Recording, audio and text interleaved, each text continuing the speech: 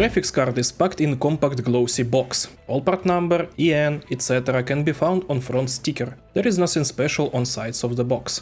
On back you can find summary of features and specifications. Inside you'll find graphics card in anti-static bag. There is also an instruction and piece of paper with QR code leading to manufacturer's website if you need to download the driver. Remember, there is no software CD or flash drive provided. Graphics card itself is made in compact form factor. It occupies 2 expansion slots and the cooling system is slightly outside of standard width profile. I/O panel has 3 display port and 1 HDMI interfaces. There is nothing interesting from the inside. On side you'll find a PCI Express 8-pin connector for additional power. Reverse side of textolite got nothing interesting to mention.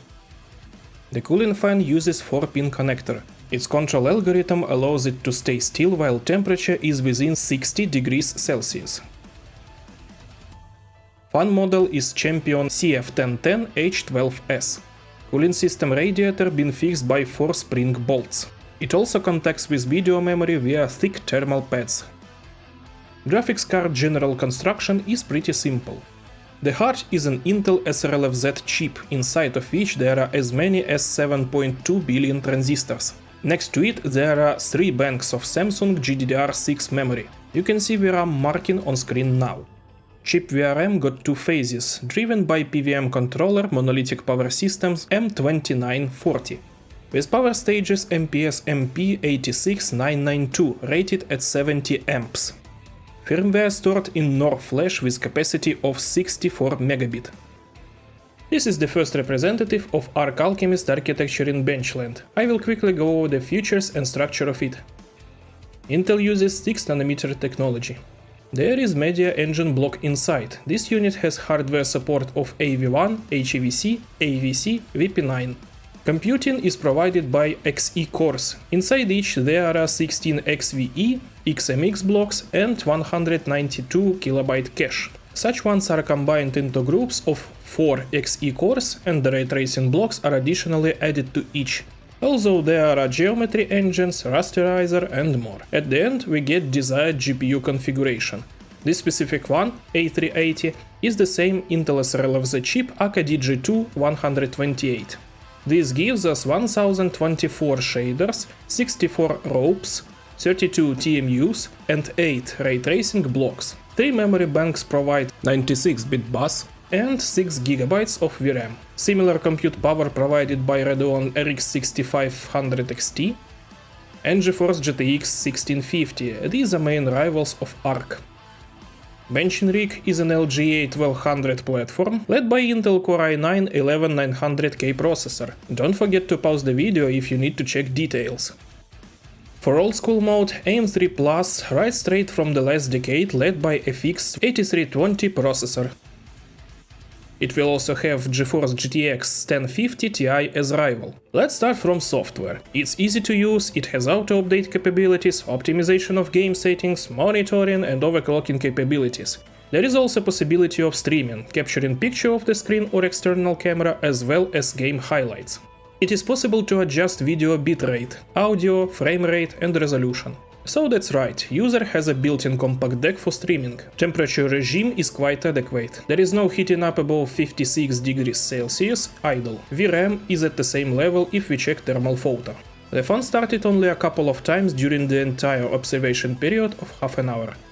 Being loaded, core warmed up above 69 degrees Celsius. VRAM temperature was probably somewhere near. At the meantime, VRM warmed up to 71 degrees Celsius. Frankly, a small radiator would come in handy. Later you'll see why. Fan rotated on average 1300 RPM. According to my personal feelings, I would call it quiet. Average core frequency was 3231 MHz compared to default 2000. Remember these numbers, this will come in handy later. On screen you can see idle GPU power consumption. Nothing is taken from PCI Express slot. It supplies only via PCI Express 8-pin power cable. Under load, the graphics card exceeds power limit for a little time. During gaming, consumption is expected to be lower.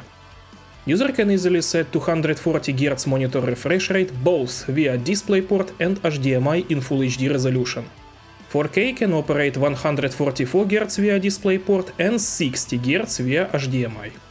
ARC A380 averages 4834 points in 3D Mark times Pi benchmark. This is a level of Red Camp old stoves, Radeon R9 Nano and Radeon R9 390X. If we talk about old GeForce, this is GTX 1060 6GB overclocked to the limit. And if about current models, this would be GTX 1650 Super and GTX 1650. But these are just benches. You will see how the picture differs from, shall we say, traditional discrete graphics cards.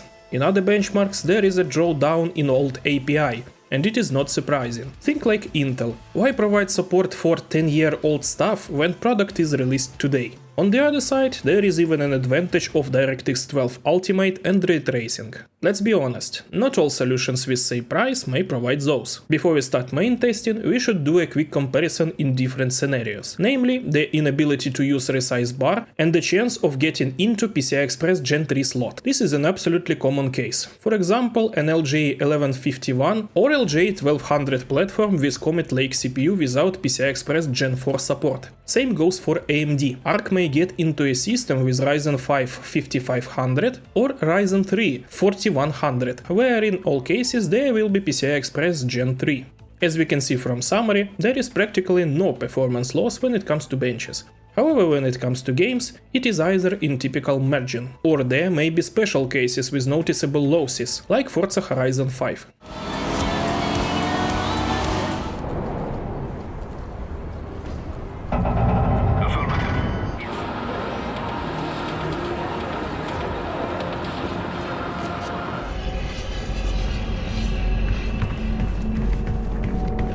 Conclusion. In most cases, you should not worry about having PCI Express Gen 3 slot.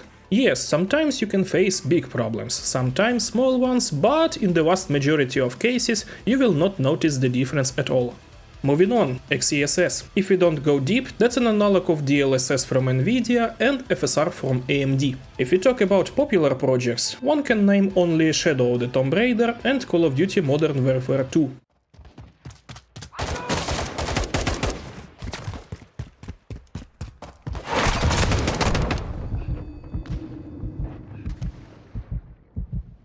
There is also Dying Light 2, but during testing I did not find XeSS functionality. DLSS of course cannot be selected, but FSR works even on ARC. Now let's check the situation when ARC gets into a system without UEFI support, namely the old systems of previous decades.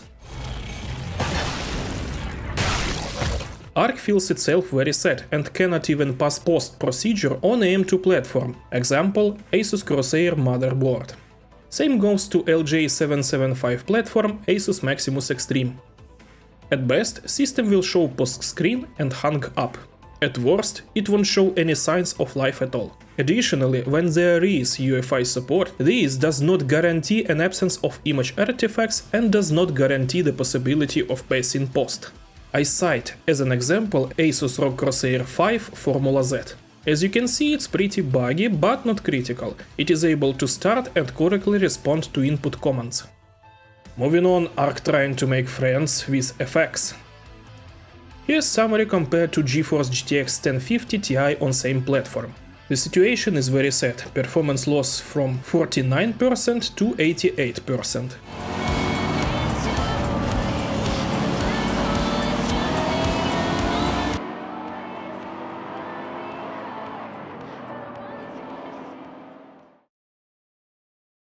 Conclusion.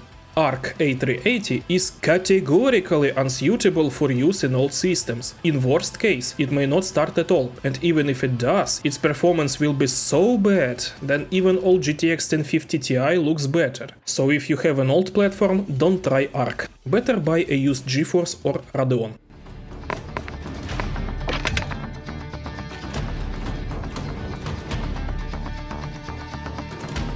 Now let's talk about main Achilles heel of ARC Alchemist architecture, Resizable BAR. In benches difference is minimal, and for sure many will think, what the hell is he talking about, huh? Yeah, now look at gaming summary. Have you ordered productivity decrease by 74%? No? Well, ARC don't care, get it and embrace it, you don't have power here.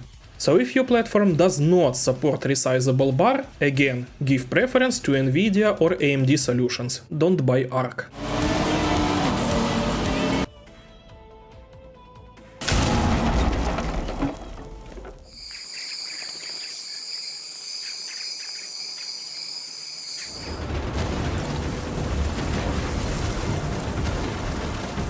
As mentioned earlier, ARC can do ray tracing, but situationally. There are games where it's simply no difference, except perhaps low FPS.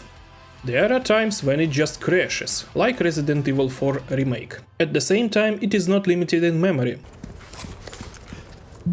And as an example, Radeon RX 6500 XT quietly goes further even with less VRAM amount. Of course, there are games where it works at 100%, and the result is playable at 60 FPS. But the funniest thing is there are also projects where it is noticeably beats competitors. For example, Marvel's Guardians of the Galaxy and Dying Light 2. Conclusion: support for ray tracing is definitely a plus, you can always play around and find sweet spot if you wish. GeForce of this price segment can do a thing. And budget Radeons are just as situational as ARC, at least now at the time of March-April 2023. Now a very triggered overclocking section. This is not overclocking but undervolting, with some kind of crutches.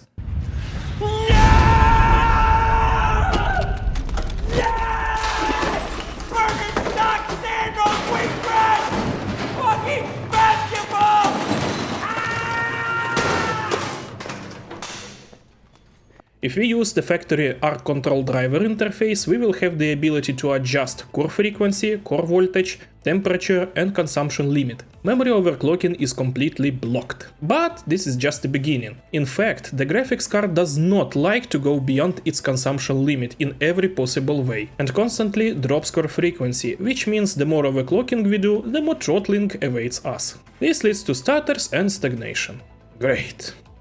ARC has 3 power limits, PL1, PL2 and PL4. The first two are easy to extend using the IGCL aka Intel Graphics Control Library. In order not to delve into programming, you can simply download third-party control software. Unfortunately, ASRock did not bother and did not release anything like this under their auspices. For example, it was done by Acer for Bifrost graphics card series. Here you can set the fan speed and expand power limit above 200 watts. But this is an extension of only PL1 and PL2 limits, which means graphics card will throttle anyway. But there are also good news. The acceleration works in dynamics, and thanks to overclocker Shamina, we have the ability to set the static frequency and voltage on ARC graphics card. I'll make a reservation right away, temperature does not help frequency scaling. This was tested with DIY VRM water block mounted on GPU chip. Yes, my dear viewer, these typical days of overclocker's life. Життя бентежне. The only benefit of using custom water cooling is freeing up to 3 watts of fan consumption, which also counts towards total power limit. Gee, what a win. Those are overclocked GPU bench results. For comparison, here is a graph of frequency during overclocking through factory ARC control interface. You see those drawdowns, do you?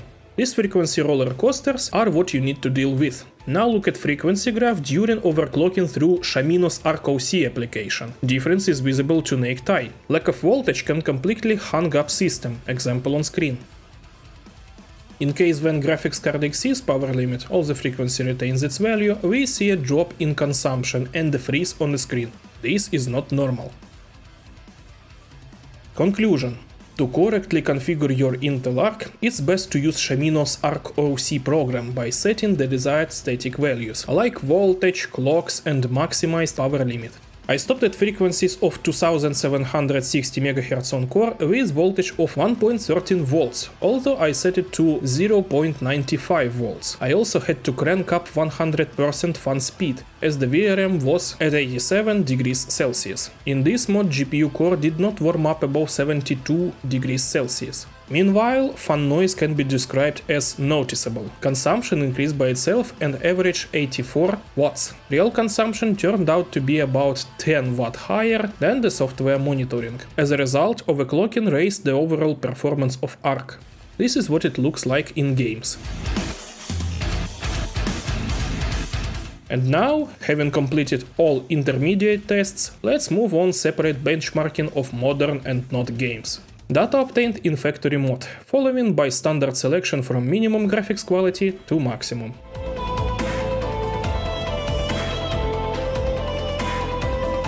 Dear viewers, instead of 1000 words, let's just go over the gameplay of all the games that took part in testing.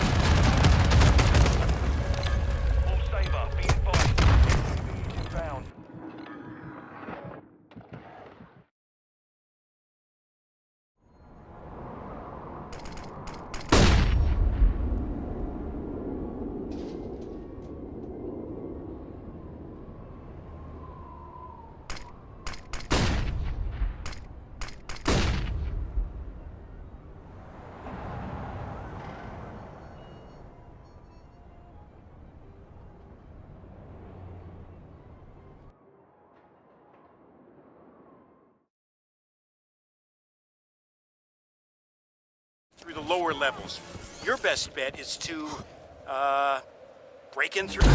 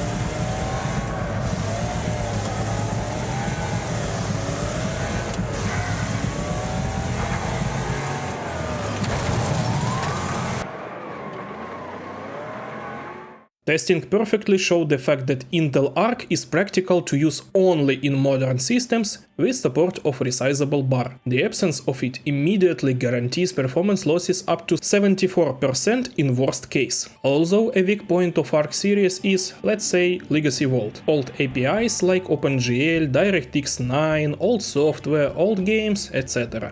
ARC is of course able to handle these things. If we can have a compromise with final performance level, we probably can do the same with stability. If you have an old platform, for example, Intel FX. Sorry, I've been forced. Under any circumstances, it would be better for you to take an AMD or Nvidia graphics card. In defense of Intel, we can say the company did not release discrete graphics card for a long period of time. Intel i740 as well as DJ1 do not count. First one was released in last millennium, and DJ1 was not commercially available, and was more of an alpha test of Xe architecture possibilities. Over time everything became much better. The drivers were finalized, they got rid of source, even the price dropped. You may find it for $119 on sales with free software and game bundles. Yes, no one deals with problems of old software. So what? If you like old school, don't look in the direction of ARC. It's simple. Buy a GeForce or Radeon graphics card. It's really better and more practical in your particular case. It's not as bad as you may think. Many old projects work correctly on Intel ARC.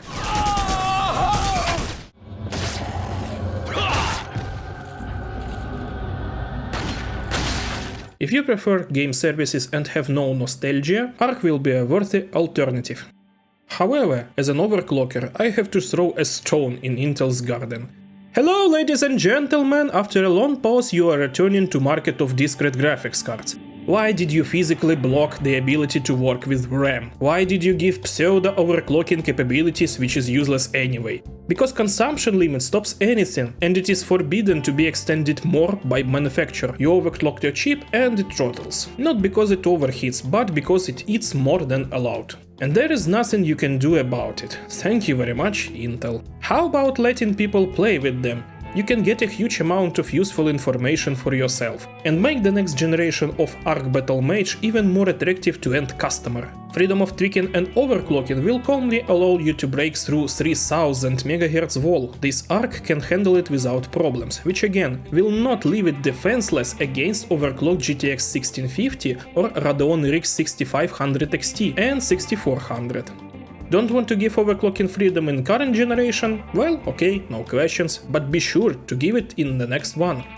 You want to be competitive against others, right? Now for questionable moments. XeSS may be a plus, but so far there are too few projects that can use it. There is no point discussing this topic. Well, games that can do XeSS are slowly appearing. As for April 2023, it just exists and works, nothing special. As a reference, we can cite the situation with ray tracing at the time of release of Turing architecture with GeForce 2000 series graphics cards. Conditional small amount of tuples capable of showing something, it's not convincing argument at all. It exists. Well, okay, let it be for future. Deep link, hyperencode and others for media work and general professional usage, well, I have no competence in these areas, so I'll be silent. Intel promised up-to-date drivers for new games releases. It is true, here for example is a pre-release driver for Resident Evil 4 Remake. But look, we are checking for a new version from February 1, I'm up to date. Well, okay, it's not difficult for me to install it manually. So Intel is really working on software for its hardware, but situations are different, as you just saw. Now about the good. If you compare solutions for the same budget, ARC A380 offers the possibility of ray tracing. Yes, it's generally here for the show, just like AMD, but unlike Nvidia, it is here at last. There is also a full-fledged DirectX 12 Ultimate support. So RT, mesh shading, sampler feedback, all those are not a problem. In long run, this guarantees a long-term support from Intel. Well, at least that's what you can hope for. Perhaps the company will forget about ARC in 2 years, as it did once with Iris ProGraphics 6200 and Broadwell processors of 1150 platform. So we'll see. The architectural possibilities themselves will provide opportunities to keep it longer, and a breath of fresh air in general. The third player in the DGPU market contributes to competition and struggle for the client. So, even if you are personally not interested in and do not need Intel solutions, you should not bury them from the start and hate them for fun. After all, in the end, they will allow you to buy the desired graphics from Nvidia or AMD cheaper. And that's it. Thank you for watching. Subscribe, like and share this video with others. Until next time in BenchLand.